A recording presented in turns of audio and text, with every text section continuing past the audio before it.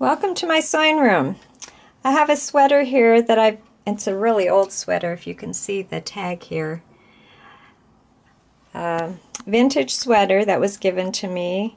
It's probably seen better days, but I thought it would be fun to add a little interest to the front with some stitching.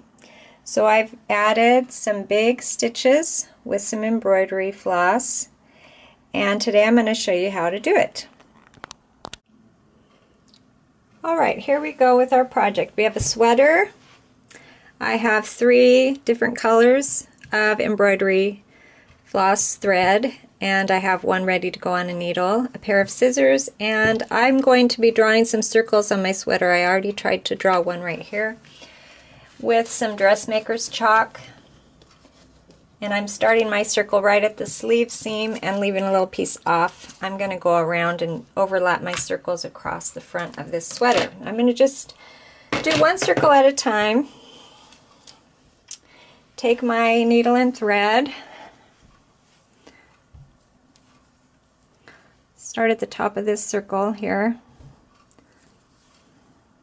The line is kind of light with that chalk, but I'm going to try to follow along as best I can. I'm just going to go in and out with some big stitches around on that circle.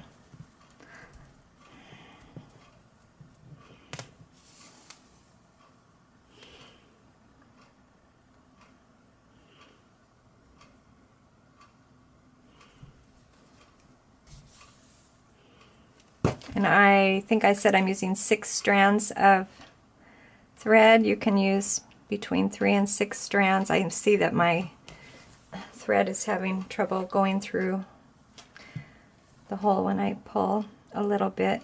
This sweater is probably tightly woven.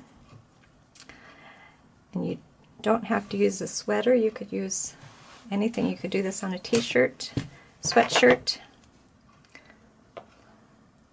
Just go in and out with some big stitches, and when I come back I'll have some more circles and stitches in my sweater, and we'll see how we go along. Alright, I've finished my first circle, and of course it's not a full circle because I wanted to stop at the seam of the sleeve, and I'm going to knot it. One thing I want to mention is you don't want to pull too tight as you're making your stitch through here. You don't want to pull it too tight or it's going to pucker and gather. So put a knot in it and cut it off and draw another circle. The other thing is this is a dark sweater. If you're using a light colored sweater or a light colored sweatshirt, you can use just a number 2 pencil and draw real light. It'll wash out. Okay, so then you take your circle or whatever shape you're using, put it down anywhere, and do some more drawing on that sweater. Draw a line. And then we'll pick another color and stitch a little bit more. I'm still working away on stitching circles on my sweater. These 2 I marked with chalk. I am trying a new method of marking using batting.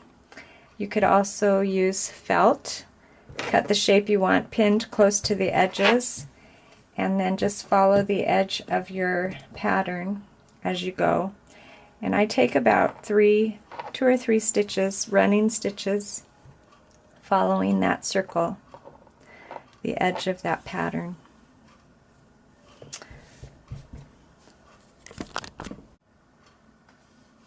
I'm putting the last couple of stitches in my sweater. I found that it helps to work on a table on a flat surface, and like I said before, you don't want to pull too tight, and try to hide the stitches as best you can in the back, or just make small knots when you're done. I don't want to pull that too tight. Just going to put a little knot in it.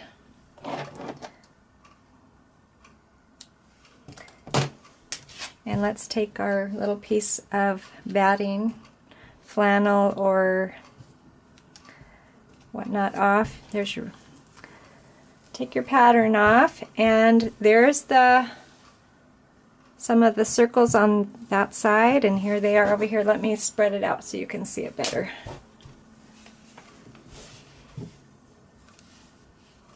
Makes for a fun update on this sweater. We could do a whole bunch more. We could do a different design, whatever you like, but that didn't take too long, did it? I hope this project inspires you to revamp an old sweater of your own, and see you next time in my sewing room.